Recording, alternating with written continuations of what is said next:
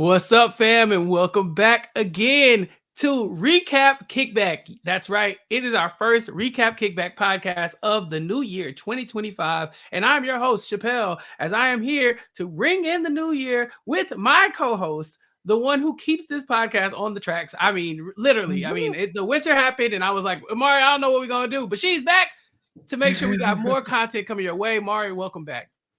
Hey, I'm glad to be back. I mean, it feels like it's been so long. I love seeing your face, Chappelle. Hey. Great. We're here. We're about to talk about some blackness, some randomness. It feels good to be back, like to be in the swing of things. This is our first January on the Recap Kickback because this time last year we were still the Connect on post show recaps. Latanya was here. It got real ghetto on PSR for a little bit, okay? We were like, okay, I think the ship is starting to sink, y'all. What we gonna do? What are we gonna do now? And we ended up talking about Jeffrey Wright and American Fiction. Yeah, and I think that's kind of where like we start to if PSR hat goes away, what do we do? And I think we've now pivoted, and we are creeping up on the 1 year anniversary of Recap Kickback. It was started last Black History Month in February on the 1st, I believe, and so we are getting dangerously close to our year anniversary. Mari, should we be doing something for a year anniversary? Maybe we should ask the listeners, do you want us to do something special for the 1 year? Did you like our brackets that we did in March last year? You want to see that come back in February? I think what we did, that's when we did the top fives. We did the top fives, so it's very fun, very debatable top fives. Did y'all like that? Do you want us to bring that back? Let us know. Yeah, I had so much fun. And as soon as you said, I was like, oh yeah, this time last year we covered Color Purple twice. Yeah. I think we talked about Shirley as well. In the same vein here. Yeah, but we're a year older, a year wiser, and we got to bring this new year in with some new content. But of course, we still have our Black entertainment news and today's recap. We're talking about the 6th AAA on Netflix, and really getting into a film that is very powerful, but also like one that is very topical, and it's got a lot of awards coming its way. And so we're gonna get into all of that in just a second. But first, of course, thank you all for subscribing to Recap Kickback, subscribing here on YouTube, youtube.com/@RecapKickback. Make sure you join our Facebook page. Last year I was a little janky on the Facebook page. I posted whenever I could, y'all, but I'm gonna be better this year. Or if not, y'all gonna hold me accountable. Just put in the comments like you ain't on Facebook. Let me know something, and I'll get up and do it. Just light a fire under my ass, because we're a family here at the Kickback. Everybody's invited. You get to kick it and chill, but we got to make sure this content goes out everywhere so people can enjoy it and be a part of our social media community. So Recap Kickback on all social media platforms and wherever you get your podcasts.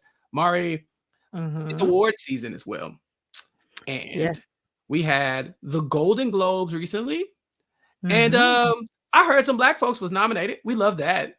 Yeah. Yes. Now, did they win? That's a good question. Now, what are our winners looking like in 2024? And I don't mean like phenotype looking like what is the list of the winners for 2024/2025? And do we have any standouts from any of the shows that we like? So are we just talking Black people right now? We could talk about it all as a whole, because we was there. A lot of people there. Let's talk about everything. What stood out for you?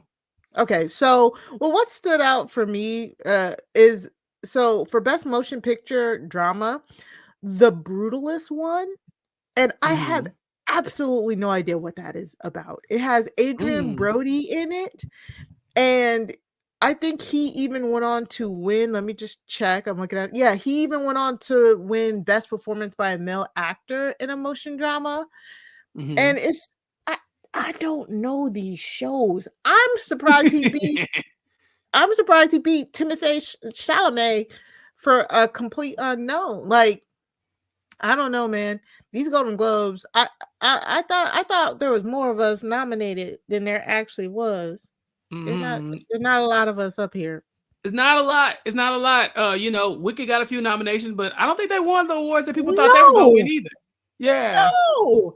Didn't they get one award in Wicked, I think? Yeah, they did, and it was it was like the newest award that they just introduced. It's like Cinematic and Box Office Achievement Award. That's what they Yes. want. It literally is just basically the movie that made the most money this year. Like they made that award for Barbie last year. So Wicked only won that. So I think if you haven't already, you can go check out over on RHAP Scripted. We did a Wicked review like 1 month later. I was on the panel and we talked about Wicked. There is no surprise or shock that Wicked was my shit. I talked about it. It was my jam. Basically competing for my favorite movie musical of all time. So I was really like stunned when I realized they didn't get like none of the awards that I thought they would. Not even like, okay, so best performance by a female actor in a motion picture, Cynthia Erivo was up for that from Wicked. Demi Moore won that. She won it for The Substance, and I heard The Substance was really good, so I really want to watch that. It was Demi Moore's first Golden Globes, I believe. Yep. She's like 61. Like, man, I feel like, have y'all just been? I feel like we ain't been putting enough respect on her. Yeah, like put some respect on her name. Yeah. She had a really nice speech, so you might want to go listen to that. She was talking about being in the business for 45 years, and she basically was about to give up, and this role came along. So it's like, it just, and somebody made I think they made a joke, like a woman over 50 who like this happens to, it's a comeback, but for like for men, it's so stupid. Zendaya was also nominated in that category for challengers, so she lost as well. Ariana Grande was best performance by a female actor in a supporting role in a motion picture, and she lost to Zoe Saldana. So, I mean, that's one. Okay, that was we did it. We did it. I heard Emilia Perez was good. Like Selena Gomez is in the same category as Zoe Saldana. I heard it's good. I haven't watched it yet, so. I've heard mixed reviews, Mari, because it got a lot of Golden Globes, but I saw an article, and anybody can write an article these days, but I saw an article that basically was saying that it's like a story about Mexico and Mexican culture, essentially, but like written and directed by a French man or something like that. So it doesn't really come off authentic. I think they got Selena Gomez as the lead actress playing a Mexican-American woman who goes to Mexico. But like, because it's from this French man's perspective, a lot of people were pushing back about its authenticity. And so, and getting nominated for a bunch of Golden Globes is not, it's not the flex you think it is when people start questioning your authenticity. Like people are like, remember that? I'm just saying, the Green Book was nominated for a lot of awards, y'all. So I'm just saying, I saw mixed reviews, but I did know that it was the most nominated film of the Golden Globes, and I believe it has won the most awards this year as well, if I'm not mistaken. Yeah. Quinta Brunson did not win for Abbott Elementary, and you know how I feel. Like, what are we doing here? I don't get it. You got to get this lady some credit, man. Quinta, I mean, Io should not be in the same category as Quinta, but she also did not win. I believe Jean Smart won for Hacks. Yeah, and then Donald Glover was nominated for Mr. and Mrs. Smith. He did not win. I think Denzel Washington did not win for Gladiator 2. Nope, he didn't. And then I don't believe any of like Abbott won any other awards. I think Jeremy Allen White ended up winning for The Bear, which is crazy because that is not a comedy or a musical, but whatever. So interesting night at the Globes, I'd say. Very interesting night. Best performance by a female actor in a limited series, anthology series, or motion picture made for television. Jodie Foster won for True Detective Night Country. I don't know. Did you watch that? It was really good. Oh, I loved it. I've never seen any of the True Detectives. Really? Okay, that's fine. I heard they were good. They are, but they're slow. So you, I don't know if you'd like them. Like it's. Yeah. And then some of them are confusing, even once you get to the end. So yeah. Okay. they're hit or miss. They're hit or miss. But that one was Big good. I liked it. big shout out to Shogun as well. Yeah. Big Shogun was winner great. of the night. Yeah, won a bunch of Mhm. awards as well, including Best Television Series. So shout out to them. Best performance for an actress in television series, of course, for Shogun as well. I mean, Shogun cleaned up. And so I'm very happy to see that because I did enjoy I did Shogun. too. Yeah, but Mari, that's the Golden Globes.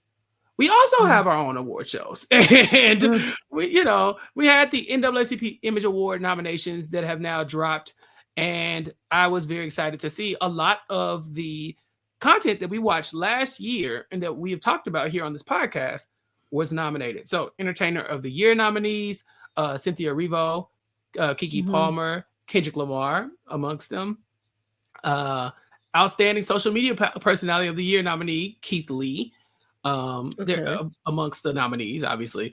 Motion picture category, I don't think we had. Oh, the 688, which we will talk about today, and Wicked were both nominated. For the social media one, can you go and say all of the people in that one? Yes, got you. Tony Baker, Shirley Raines, Rayshonda Leas. I don't know her. And then Keith Lee, and then Kai Cenat. Oh. Yeah. Okay. What is Rayshonda known for? Rayshonda, she's known for the board. She did the board. And she's like, and this, and then the board. And then there was some drama with like her lesbian lover. Ooh, okay. Like last year too. So it was like, all right. She's cool. Right. Yeah. I'm gonna get into Rayshonda because she's messy. All right. Motion picture categories included, like I said, outstanding motion picture, the 688 that we're talking about today, Wicked, of course, that Mari has talked about several times, including on here.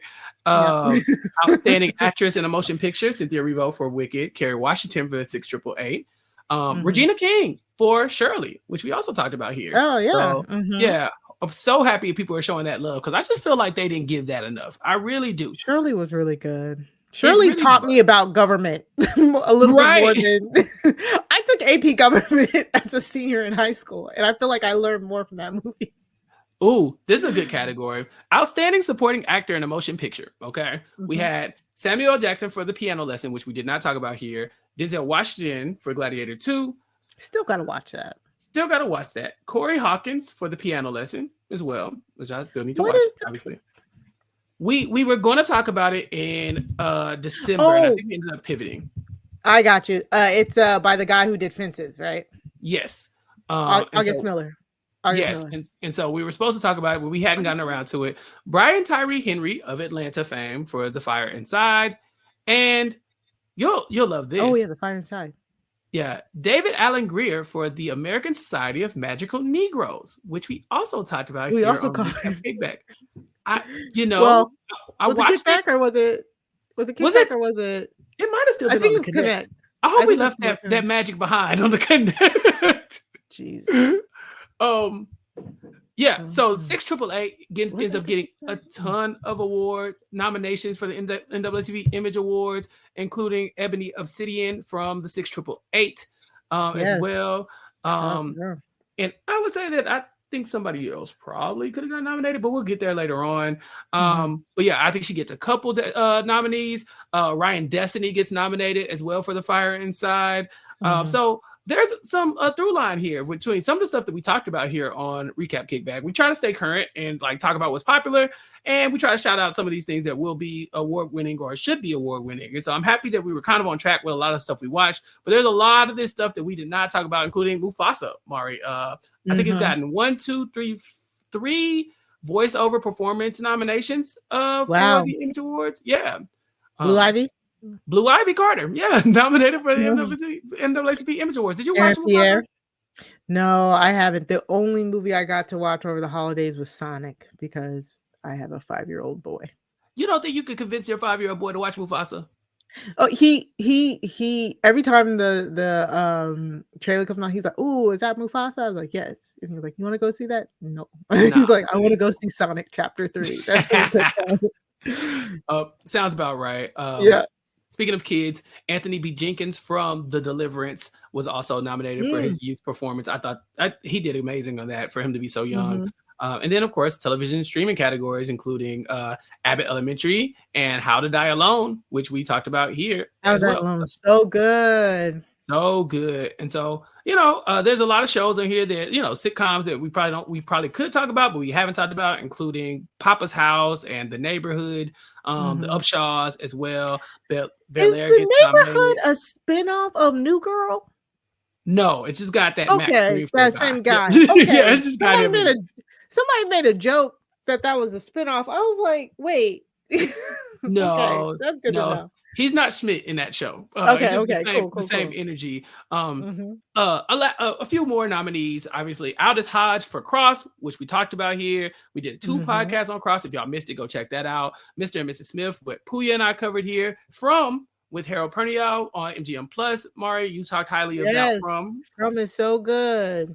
Yeah, and then of course Javari Banks from Bel Air, which has been greenlit for its last season, and so we will be catching that when it drops. Season 4, I believe that's season 4. Yeah, and a few other people from Bel Air, a couple people from Power, Book 2, Method Man included. Reasonable Doubt, another big one. So yeah, shout out to them. A number of actors. I mean, I could go through the list. They all Black. So it's like, shout out to them. But a bunch of stuff that we talked about here, but stuff that we should have talked about, And so if you hear something, if you saw something that's award nominated that you think is Recap Kickback worthy, let us know. Email us recapkickback@gmail.com and tell us what it is that you want us to talk about here on Recap Kickback in 2025, because we got time. All we got is space and opportunity, baby. So you got to let us know, and we'll pull up and bring you whatever it is that you want to see and that you want to hear us talk about. Mari, is there anything else from this week that we got to discuss? No. All right. I mean, it feels like it's been like a quiet week. Did everybody take the week off for that? I mean, in Black entertainment. Now some horrible political tragedies have happened. Some horrible stuff has happened too. Horrible things. Yeah, but we're here to talk about we're not here to talk about all we're not here to talk about all of that. But let us know if there is any Black entertainment related things. Before we switch over, just I listened to Drake's leaked freestyle recently, the Fighting Irish freestyle that he got. If you're not familiar with Drake and what he has going on, you can check out our Kendrick Lamar podcast that we dropped with the Was It Good Though podcast people months ago. It was a great time. We really broke down the Kendrick and Drake beef, how it started, but we missed how it ended because we actually released that podcast right before Not Like Us dropped, like the same night. It dropped and then Not Like Us dropped while we were recording. It was crazy. Yep. So bad timing on us, but you couldn't predict it. Anyway, Drake and LeBron James then broke up. They didn't broke up. They're having a public spat now. And Drake dropped this Fighting Irish freestyle where it's basically a diss track to LeBron James. And I listened. At first I was very disappointed because I was like, Drake, please stop it. Just let it go, baby. It's done. Let it be. Stop it. Just stop. Go rest. Go hide. Come back. It's 2025. New year, new me. But I listened to it. The man was rapping. I'll give him credit. I like some skill. And I was like, this is when Drake rap like this, one of the top 5 rappers. So I'll give him his credit, but also Drake, stand up, go to therapy, figure this out, because you cannot bring this energy into 2025. But if you do, I'm gonna talk about it here on Recap Kickback. Mari, we have a movie to talk about, The 6 AAA on Netflix, and we will talk about that in just a moment, right after this break. All right. We're back, and Mari, we have our recap of the week, The 6 AAA, starring Kerry Washington on Netflix, and this is yet another Tyler Perry production here on Recap Kickback. What are you gonna do? I know he's like keeping us relevant. Lights on over here, keeping the lights on over here. I had my trepidation because of who TP is and not to say who TP is as a whole. I'm even just talking about recent TP productions, because we did talk about both Beauty in Black and Divorce in the Black here on this podcast. Okay, so Tyler Perry, as much as we got to say, this is a partnership, baby. We're gonna call it like we see it. Those were hot ass messes, but we enjoyed talking about them. I think, Mari, this was really good, and I want to give him his flowers. I think I really enjoyed The 6 AAA, and if you have not watched it, I say that it is a good, wholesome watch if you like watching Black history stories, or if you just like really compelling stories. If you like a love story too, I think this also like will fit that mold. But Mari, this was your idea. What you think about it? Honestly, you guys know, if you know anything about me, you know I love me some history. I love me some history. And this was great. I really enjoyed this because I love when you learn about history that, surprise, surprise, our American educational system didn't tell us about it. You know what I'm saying? And especially when it's Black history. And this was so good. I mean, of course, you're gonna get your N words thrown in there a few times. You know, white people saying N word. I think it was only like 2 or 3. They kept it real Couple of cute. them. Yeah, you're gonna get your long monologues about how we have to be better. We Twice as can't. good. Yeah. Exactly. But it was so good. It was so compelling, and it was a story I didn't know. So I really liked it. And Tyler Perry, so yes, I was like, oh God, Tyler Perry is writing this. But it's based on a book. It's based on a book written by a white man. But it's still based on a book. And I think Tyler Perry wrote to the book. Okay. And there was only a few times where I was like, there it is. That Tyler Perry is popping out a little bit there. Okay. Yeah. But other than that, I thought it was really good. I loved it. I truly did. I honestly really liked learning about those women. And then at the end, the tribute, Lena, the main woman, the main character, the actual woman who was 100 years old reading. Crazy. Man, and then the montage of the different women and the actual like newsreels of them marching. That was so great. I loved that. So I honestly really liked that movie. Yeah, it's like you said, herstory, Black herstory at its best. A story that I never heard for sure, and it feels like a Yeah. story that was definitely not really told and not appreciated. Even at the end of the movie, where you hear Lena talking about their experience, she talks about how when they come back from being the first Black and women of color battalion to go over to Europe, the only one to go over, the only one, they come back and they are treated worse in America than they were treated, in Europe.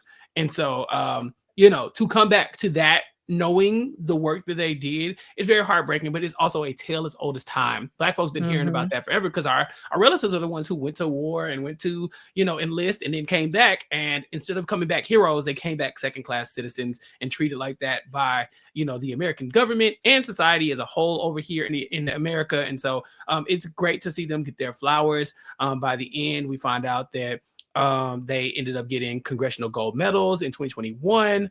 And then they've also, gotten like other accolades.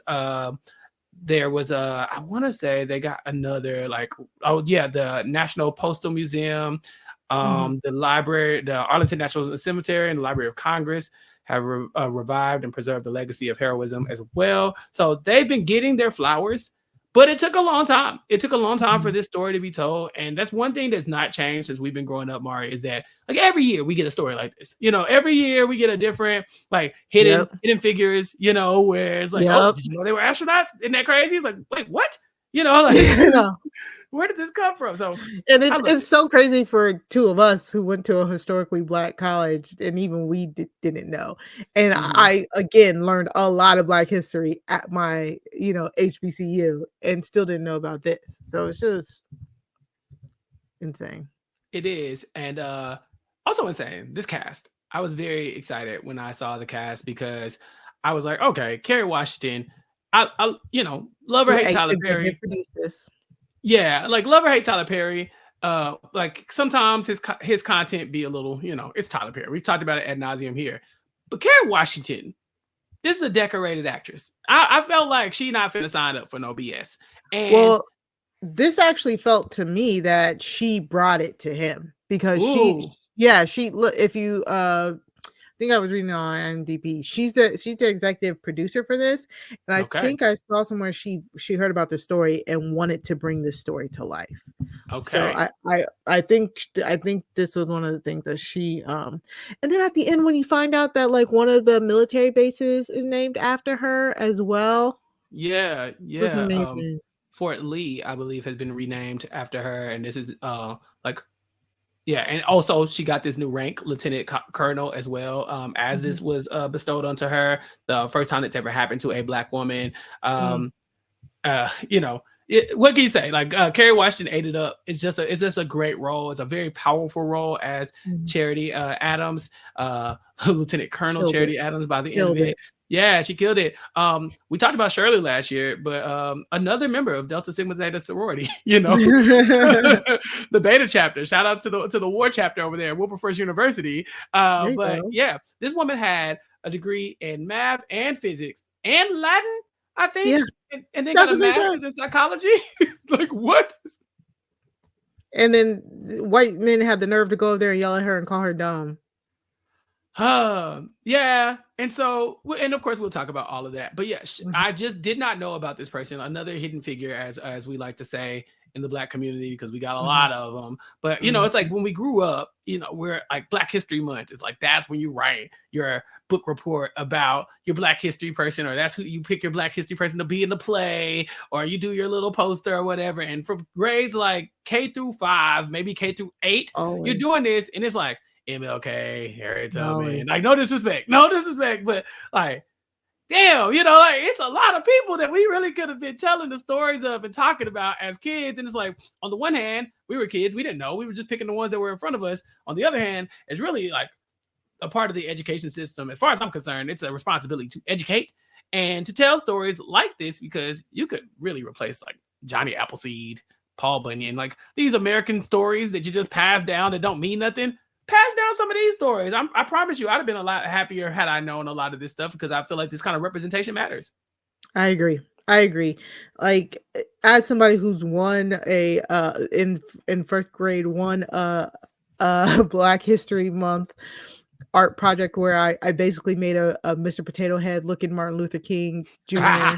Like we need more. You know what I'm saying? Like we Mhm. need more figures to talk about, and then we can't whitewash the ones that we do talk about. Like, and this is why, and honestly, this is why movies like this are important. You know what I'm saying? Like you can see it and you can roll your eyes and be like, oh my God, it's Tyler Perry, you know, but honestly, it's a story that needed to be told. It kind of reminded me of Red Tails. I'm pretty Mhm. sure I've talked about Red Tails on here before. Red Tails was such a good movie, and it showed that you could do a big budget movie that centered African Americans, and it still made money. You know what I'm saying? Like we need these stories to be told. We need these stories to be told. 1,000%. I love this cast. Kerry Washington obviously is a standout, but that's Kerry Washington. She was always going to do that. She was always going to be that standout. Yeah. But to me, the standout character in this was Shanice Williams as Johnny May. That woman brought so much to the table. It was just so much energy. She was levels, Mari. I was really a fan of her. Mhm. I was like, I had never seen her before. I think she was in the Vxllage or something. Oh Um, yes. Mhm. yeah, but I'd never seen her before, and I thought, like, man, people should really be talking about her performance, because it gave us so many levels with her being comedic, but then also being the person who obviously don't take no mess from, you know, the racists, and is trying to humble herself and be in the military, because you got to, but also, you Mhm. know, do the right thing as far as like be by yourself, be to yourself, be for yourself, you know, stand on what you believe in without getting picked on and bullied. And so, although Mhm. she was a mess of a character, I thought Shanice Williams killed this role. Amongst some of these other women as well, our lead actress, we talked about her earlier, Lena, was played by Ebony Obsidian, who, as I just outlined, is nominated for a few of those NAACP Image Awards. Yeah. Just going back to Shanice. Okay. She did great and all that, but I was like, "Oh god, your typical like the bigger girl is the funny comedian," you Mm, know? It was yeah, very cliche. It was yeah. very, very cliche. However, she did bring the levity. You always need a character that will bring the levity, especially in period pieces like this where it's really like hard, you know. Mhm. So she was that from the moment we saw her on screen. So she did a great job. It does just that's why I was like, oh, this Tyler Perry stamp all over her. But Mm. it's just very, very stereotypical. But she was great. Yeah. She was great. She killed it. Very Yeah. funny. Yeah. And I like that they were talking about her. Like, I know you called her one of the bigger women in the movie, and she is, and it's used as a plot point because they were talking about how even the clothes that the people in the military were wearing were not tailored to be fit for Black women, right? These were made for pencil thin white women. And so when someone like her got some, she calls it the titties, Martha and Mary, I believe, she got some curves to her, and this ain't gonna work. But they had to make it work for themselves. We see them taking every opportunity to just piece together this military unit with just the smallest bit of rations and supplies, and even people trying to sabotage them throughout. And that's the other thing that pissed me off. Like, it's bad enough you got a head start, but do you really got to try to slow people down too? That I don't like that. Exactly. And like, never has a movie been more apt than right this very second. Black women literally doing the most they can out of the little they are given, and being sabotaged and blocked along the way, but still managing to overcome expectations, exceed them even. And it's just a tale as old as time. We're tired. 2025 is the year of we're relaxing. That's it. Let it all burn. Let it all burn. Big chilling. Angela Bassett style. Flick the cigarette. It's one of those moments where you gotta say, at some point, you're like, we did all we could do. It's above us now, And so I think for Black women, a lot of times it's like, hey, like, you gotta save yourself. You gotta save yourself. The ship is sinking. Save you, because at this point we don't know who's gonna save you. We gonna try, but you can't count on everybody like you thought you could. It's just we let ourselves believe different. But I do want to talk a little bit about this love story. All of this is on the backdrop of this love story between Lena and Abram. This interracial couple, ? They like each other, but I don't think they ever get there. But she in love Mari. This woman in love so much that she went and joined the military to fight Hitler to avenge her secret boyfriend that never really quite was her boyfriend. Yes. And even this, like, I thought was a little interesting because Abram David we're introduced to him. He's a young Jewish man. Him and Lena apparently grew up together, and he decides to enlist. And we just got the little tidbits at the dinner, like, they're like, we need to go, and like, Jewish people are over here are trying to figure out what they can do to oppose Hitler over there for World War II, and they're like, it needs to stop. And it's very interesting. It made me think, like, I don't know that many stories about what American Jews and Jews in other like countries did to help, like, combat the Holocaust. Like, I would love to know what that was. But anyways, so you could tell there's a little flirtation, but he's off to join the war. Now, this part was kind of like, he left, and then they're like, oh, he dead. I was like, wait, what? Right.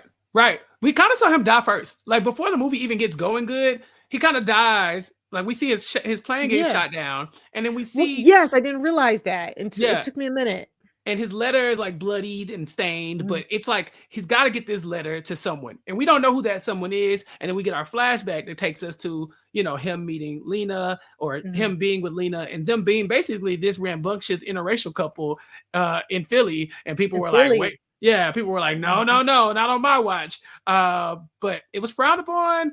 But it seemed like they still had a lot of chemistry. They was in love. These kids, I guess they had known each other their whole lives. And so she was very sad to see him go. And when he doesn't come back, she doesn't hear from him until she gets the letter that is telling her the worst. And we see her have to deal with grief throughout the entire film. Like, by the end, she is still mourning the loss of this man. Yeah, it was very interesting. Like, what we're shown is basically that the only mail that does get delivered are the death notices, and they come whenever. Yeah. Is it? Oh, right. They come whenever, because that's the thing. Like, you get the death notice, but like, it doesn't know, you don't know when they died. You just get the letter. because it was a few years, right? Yeah, they had been waiting to hear back from this man, and like so they didn't know when he was dead. They just know that, you know, the letter got there eventually. She actually had a letter that was supposed to be coming to her, and it's the letter we're tracking throughout the film. She never even gets it, you know. They were informed. Well, she does end up getting it. She ends up getting it at the end. Well, yeah, but she had to basically join the military and sift through the mail herself. Literally. Yeah. She had to go over there to get her mail. F it, I'll do it myself. Black women. Yeah, So yes, she enlists to join the military, and much to the chagrin of her parents, or her mom and her aunt, because her daddy is God knows where. He went to the grocery store and never came back, it seems.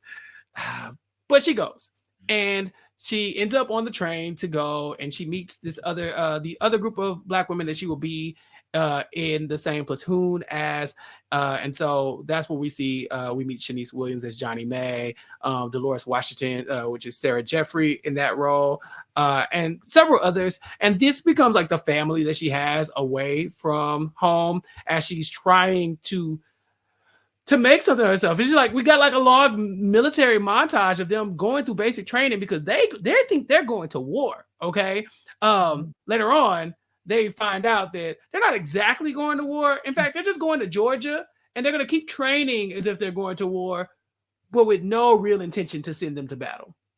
Yeah, basically. And this is where we meet Charity, and they're preparing, they're getting their bodies right, they're doing all this stuff, and Charity is like begging for orders. Like, she can't get orders anywhere, and it literally takes the act of the White House in order to get them some orders right before the war ends.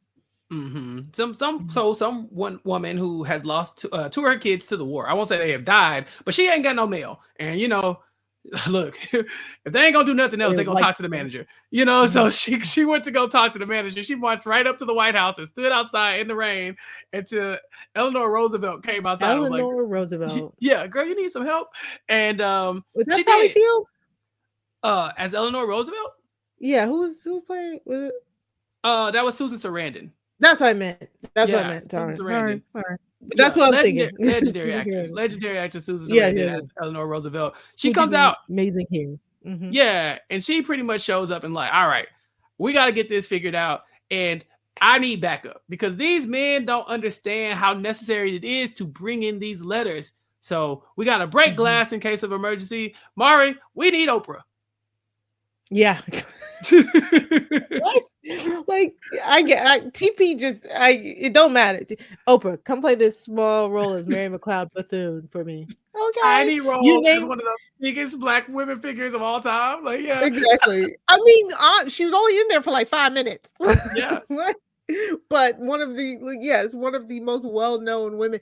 But even this, again, there's a building on Howard's campus named after this lady. Did not know this. You know, a whole HBCU named after this woman. Bethune Cookman. Yes. I wonder, did y'all know this? You know what I'm saying? Like, I want to ask somebody, right? You went to Bethune Cookman, right? Y'all know this? Mary McLeod Bethune, played by Oprah Winfrey in this. We know her and TP go way back. And philanthropist, humanitarian, womanist, civil rights activist, you name it. Miss Mary took care of it, okay? And so she goes to the White House and basically says, nah, I know some people who can fix this mailing situation, right? And people are like, what? No, this is impossible. There's so many letters. It's impossible to find these people. It's World War II. We don't know where these people are. Their tags are all getting mixed up. Like, we can't find their locators. The mail is getting destroyed in the war efforts. There's animals, vermin, literally eating the mail. Nobody can figure this out. She said, "No, I got it. I know who can do this. Call the 6888. Give me Colonel Charity Adams on the phone." Yep. Yeah. And she make the call, and so now they're getting shipped off to Europe to go handle this war, like to what they think is the war. They think, all right, we're going in to make this happen. They find out en route that they're being ordered to go and sort the mail. And at first they're like, We just sort them. We can sort the mail. Right, sort the We mail. got 6 months to sort the mail. Then they get there. And they figure out it's a lot of mail. Yeah, it's a lot of mail. You know, it's honestly, they kind of tipped their hand in the movie because, you know, Colonel Charity, well, I don't know what her role at the time was. It was, I think she was Colonel at the time, but she is like Captain. I think Captain to Colonel or whatever. Like she's moving up the ranks. But she's very intuitive as well, right? She's very smart. We know she's got the 3 degrees, including a Latin degree, which is, I don't know. She just guess she was just bored. But she realizes that they said, "Oh yeah, it should take you 6 months." And she was like, "Yeah, okay, 6 months to source the mail. That sounds generous." And then the wheels start turning. These white folks ain't never made nothing easy for me, not one day in my life. So why would they start today? This must not be something that could be easily done in 6 months. They open up multiple hangars full of mail. I'm talking about millions, not thousands. 17 million pieces. 17 million pieces of mail. And they want them to sift through them in 6 months and get them to people. And if they don't get them to people, obviously it's going to look like a massive failure on the Negro, on the black folks, from the black women. And look at us. We black folks can't do nothing right. It was that time. They were just cameras on them, waiting on them to fail. Mind you, I think this was in February of 1945. The war ended in September. This literally, we've been at war at that point for almost 6 years. Did they deliver any mail in that time? Just them mailing out letters to say, "Hey, they died." You know, like they died. They died at some point. Yeah, they died. Like, just so you know. So yeah, they brought in the 688 to organize the mail, and it was supposed to take 6 months. Mari, they did it in 3. They did it in 90 days. 90 days, because what? Black women. Yes. Yeah. And also other things they were able to accomplish in that 90 days. They came up with a whole entire sorting system, including building and refurbishing basically this entire like school that they were like housed in. It didn't have no beds. The Edward School. I wonder if that's still like. Oh, if you think we could go there? I want to go there. I know. I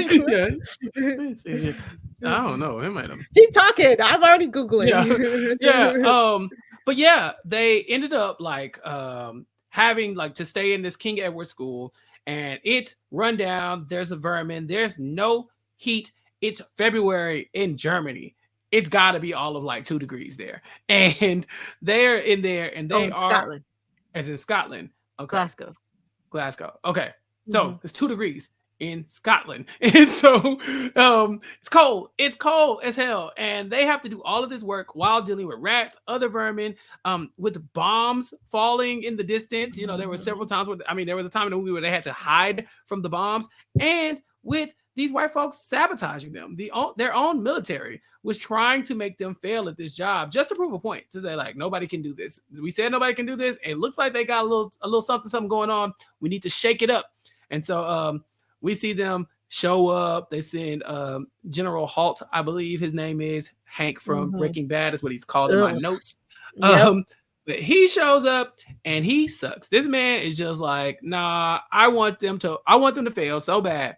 He even sent in a chaplain, Mari, to sabotage them. And I just felt like that's low. Why you bring a man of God into this? Very low. Very, very low. Like, that dude was a dick. Like, stupid. It was literally them trying to do their job, and then just white people showing up to get in the way and to berate them.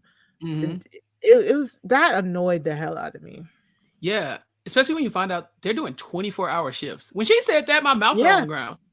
I was like, what do you mean? So what? How much sleep are y'all getting? You know, because they like rotating. You know, like bath, shower, hair, paper. You know, mail, bath, shower, mail, hair, paper. Like the rotation, the system, and then the innovation that they used in order to make sure this mail was sorted was incredible. Because for a minute, it looks like it can't be done, right? It looks like, you know, with all the interference, with the dangers of war, we see two people who are actually murdered in war as well. You know, explode by an explosive while trying to deliver mail.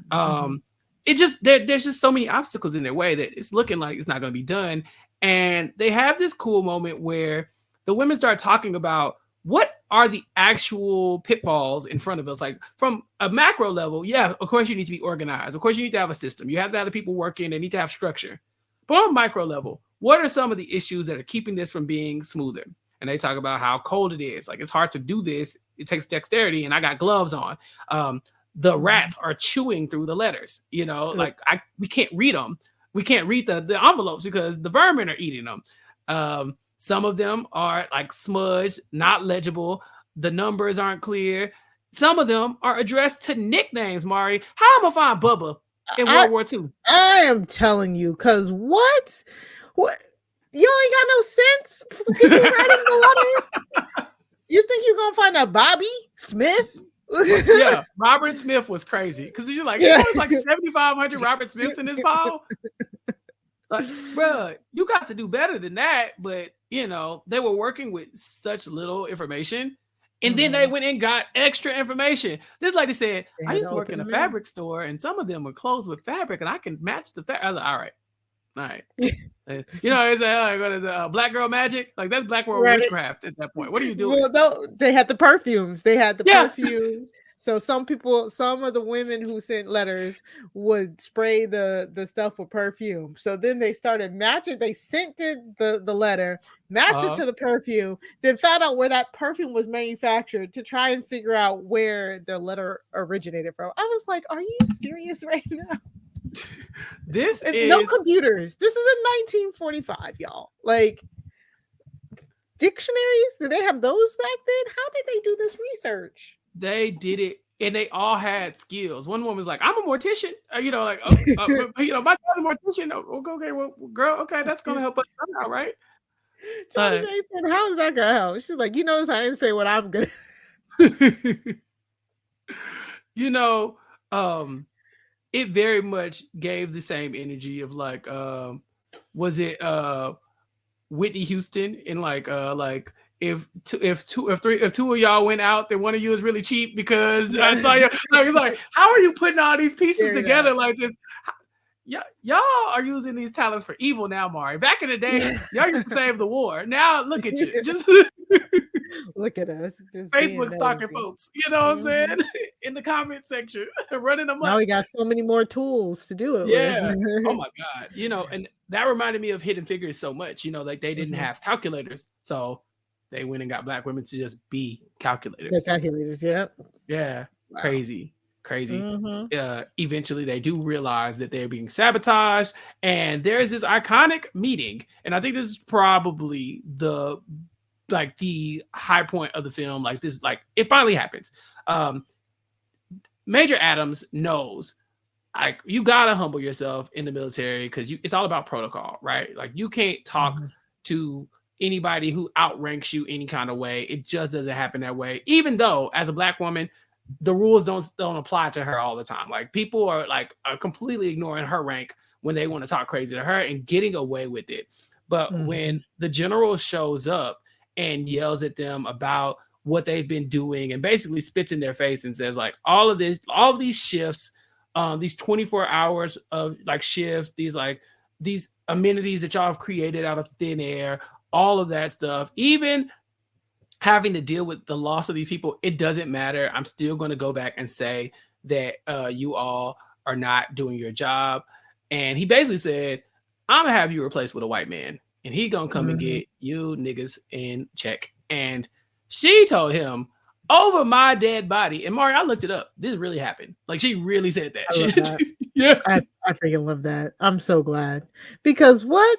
No, get out of here, sir. Like you just here to just be here. Like you're not about to come in here, fire me, get some overseer in here, and then when our system actually starts working, probably give him the credit. No. Get up out of here. So that actually happened?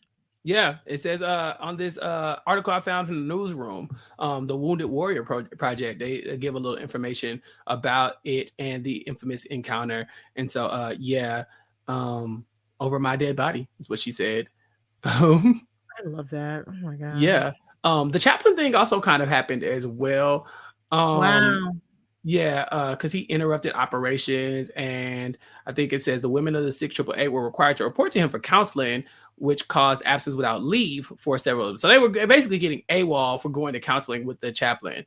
So just left and right, left and right.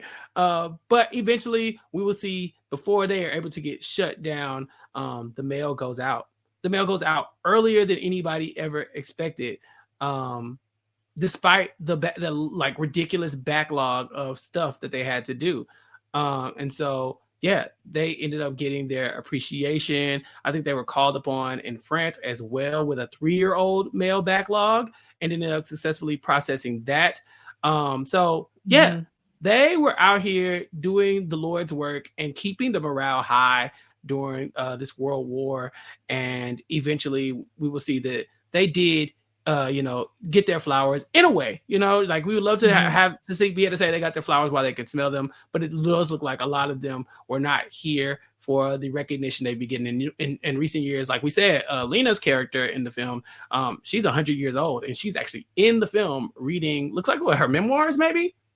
It looked like something. I wasn't sure, but I'm on IMDb right now, and we have to give it up to Tyler Perry.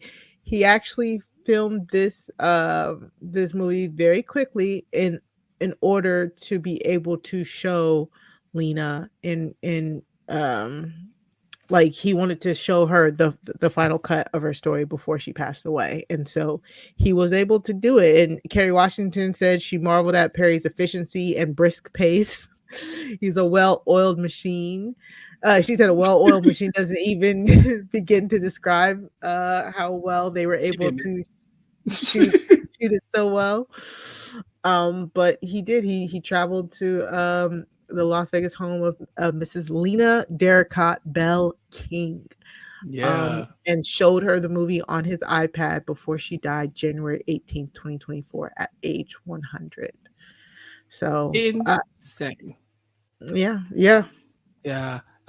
We do got some pictures here. This is from women of the 688.org. So 688.org, where you can go in and see photos of the women that we were just talking about. Well, the real life version of the women that we were talking about. And so please check that out. I'll try to include the link in the show notes, because look at the bags, Mari. Like, I mean, it's pretty accurate based on what we saw in the movie. I know. I don't think so. Yeah. What did you think about them being able to host the men for the weekend, even though it was a setup? I mean, that wasn't uncommon in the white battalions as well. So I'm glad that they were able to mingle and unwind. It was a little bit of a setup, but they were able to host like weekends with other African American troops. That's like a well-known thing. So I mean, Lena found her husband. That she actually did marry Hugh Bell in like the second. Is it technically the secondary love story? It is, because the main love story is definitely Lena and Abram. She's over the moon for that man. In her defense, Hugh Bell is married or engaged at the very least when she meets him. When I tell you, when he said, I'm engaged to be married, but I'm not gonna. I was like, if you don't gone. Where's your wife, Pastor? Where's your wife? I was so mad, just as mad as Lena was. You don't get up out of my face, sir. Yeah, she's get on, go on, get. She said, get out of here. Yeah, he was engaged to be married, but he saw something that he liked. He said, "No, I saw you, and it made me question everything." And so, whoever that woman was, she just for her. But don't let your fiance stop you from meeting the love of your life. Amen. Ladies and gentlemen, the 688. Mari, that was good. I enjoyed it. So good. I enjoyed it. I'm a sucker for a happy ending. I am. Like, I don't cry at sad things, but I get really happy. And I kind of felt my allergies. I was like, oh my God, my allergies is acting up a little bit. I might be feeling this one a little bit. Just okay. I ain't crying nothing like that, but I'm sweating. From your eyeballs. Okay. Yeah, so I'm sweating a little bit. I'm saying I ain't let You can have one thug tear, but you can't let it hit the ground because thugs don't cry. But that was it. Yeah, I really enjoyed it, and I really hope that if you all were listening to this, that you at least have watched it. If not, that's our quick review of it, and go check it out because it was good. Yeah, the acting was superb. I think from a lot of the cast, a lot of people that I was not really familiar with in the cast that I think like showed up, and I'll be looking for them in other things. And then, I have to give my official kudos to Tyler Perry because I really enjoyed that. What about you, Mari? Shout out to him. He actually did a really good job here. Didn't feel like over explaining things. It felt really nice. The flow was really good. The end was kind of abrupt. Did you like? I was like, oh, she just had this conversation with a guy, and then all of a sudden it was like, bam, bam, boom, we're done. Right. Also, we're going somewhere else, and now everybody loves us. I was like, oh, okay, cool. But it felt a little abrupt. But other than that, it was really good. I'm so glad we watched it, and I really encourage everybody to go watch it too. Show it to your kids this Black History, so they'll learn something other than the "I Have a Dream" speech. Right, because February is coming up, y'all. So it's time. It's time. Maybe we'll highlight some Black History stuff here on Recap Kickback. We got all month to figure it out. Maybe we could do the top 5 Black History movies or something like that. Let us know what you think in the comments here on this YouTube video. Remember the Titans. Okay. I just feel like we should discuss it. I just think it should be in the conversation. That's all. But that's a story for another time. Until next time, Mari, where can the people find you and what are you working on? You can find me over on Crime Scene. Me and Sarah Carradine are bringing true crime to your ear holes. Go to crimescenepod.com in order to subscribe. You can subscribe anywhere you get your podcast. Just type in Crime Scene. That's Crime SEEN. And you can catch us on Blue Sky at Crime Scene Pod. You can catch me over on Blue Sky at Mari Talks Too Much. That's the only place I'm at. I'm not at the other place. That's dead, it's done, it's canceled, it's gone. So follow me on Blue Sky. I'm doing a lot of stuff over on RHAP. I'm going to be doing some Big Brother coverage. I just did some Traders coverage. So just make sure you're following me in order to know what I'm up to. Yeah. And we'll be looking for more Mari content here in the future. And of course, bringing in this year with Mari, as I would like to do with no one else. Everybody else is invited, but Mari gotta be here. It's in my contract. As far as me, catch me on the Nothing But Netflix podcast at Nothing But RHAP, where we are talking about Netflix shows. We did a lot of Netflix content, some winter content. We gave you Squid Game, 7 days of Squid Game content on RHAP, straight from Nothing But Netflix. So check that out. Subscribe to Nothing But Netflix. Make sure you follow me on Twitch, twitch.tv/Chappells_show, where I will be hopefully Twitch streaming again. I kind of something had to give, y'all, and it was that. So I hadn't been on in a while, but it's coming back in 2025. Check that out. Make sure you keep up with all of that and more. And then you can catch me in the various locations that I am in as well. Mari, ain't you talking about Big Brother this week? Yes, I am. I will be doing the Memory Wall podcast talking about Big Brother 2. So that's going to be so fun. Can't wait. Yeah. And I will be following Mari to talk about Big Brother 3 next week. So make sure you check that out all on the WeKnowRealityTV.com or WeKnowBigBrother.com. I think it'll be on both of those sites if that's a thing.